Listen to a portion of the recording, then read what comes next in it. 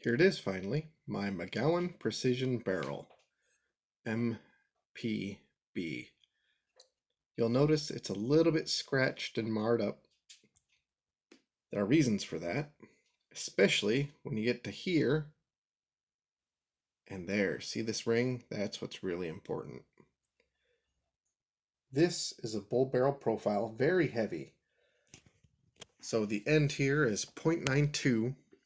The gas journal is supposed to be 0.936. However, this line here was as far back as I could get my gas block.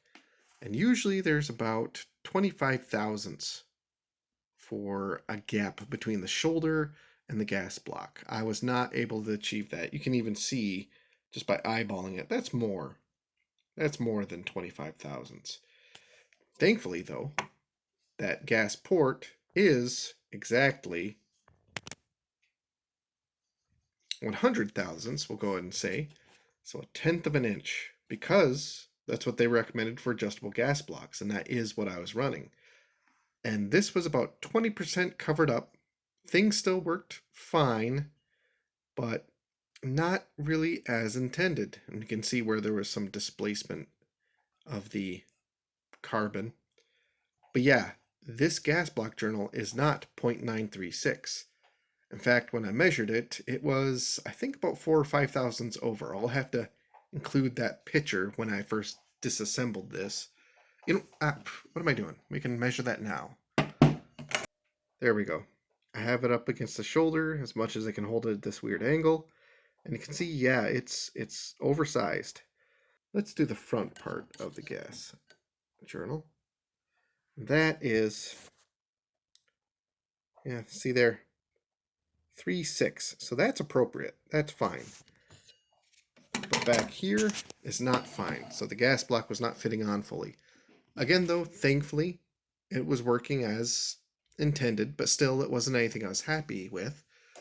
But that's the end part of some of the issues I was having. I also took a picture of when I initially got this barrel in. I'll have to include some of those photos in editing, but long story short, there was some scratches at the end. Furthermore, when they chamfered, when they cut the crown and they chamfered it, they must have been using dull tools because they created a consistent little burr all the way around the edges. I'll have to include some photos. So I had to send this back in, and it took quite a while for it to get back to me. And I did get it back, and the burr is certainly reduced, but it is still present, although in a very small fashion. So small, actually, that I was like, you know what? Let's just try shooting it. That said, the next part is going to be me taking this out to the range and shooting it. I felt safe enough to, and I didn't think it would affect things much. I'm going to let you guys be the judge.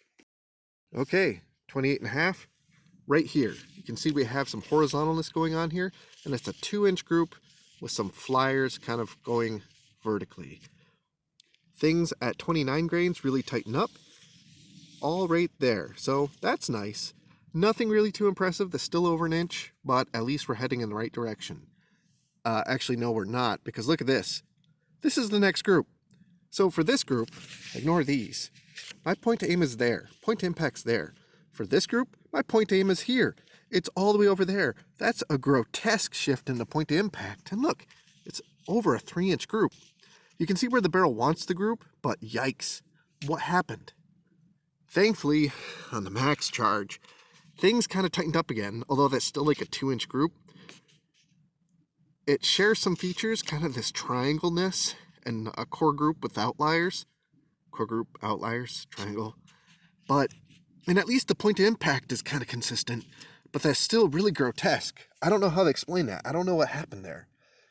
Part of me wants to assume the worst, and maybe a part actually came loose on my build, but I don't think so. I just kind of checked it as much as I could here out the range. I don't see anything. I don't feel anything. So I'm going to have to take it back to the bench and check. Hello, me from the future here. I just wanted to confirm that there was nothing wrong with the build. I thought maybe that the gas block had moved on me and changed the harmonics of the barrel. No, that wasn't the case. And To prove this, I'm going to put up some pictures from my Wilson Combat barrel with the same load development. So this is Staball 6.5. When we go from 29 grains to 29.5 grains, all of them, even with different primers, has a pretty drastic shift in point to impact. It's less noticeable with some primers, but it's still definitely there. Also note my Wilson Combat barrel shifted up, whereas the Mcgowen shifted off to the left. Just a fun little thing to know. There's nothing great here for sure. And if anything, there's more things that worry me. So what I'm going to do, I'm going to go back to the bench, and I'm basically going to take things apart and have a look over, because although everything functioned okay, I don't know. I need to look over my build. We need to go back to the bench. With all that said and done, where do we go from here? Well, I can tell you I'm not going to be sending this barrel back.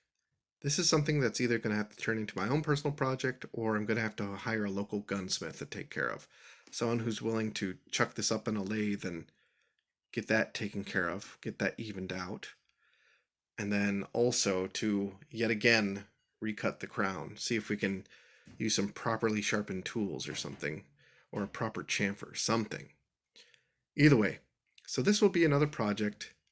I only did one testing, but that was the amount of components I was willing to spend on it before I knew, okay, no, we're not going to go further. So I kind of feel like I'm shortchanging them. But on the flip side, I mean, we have problems. We have measurable problems.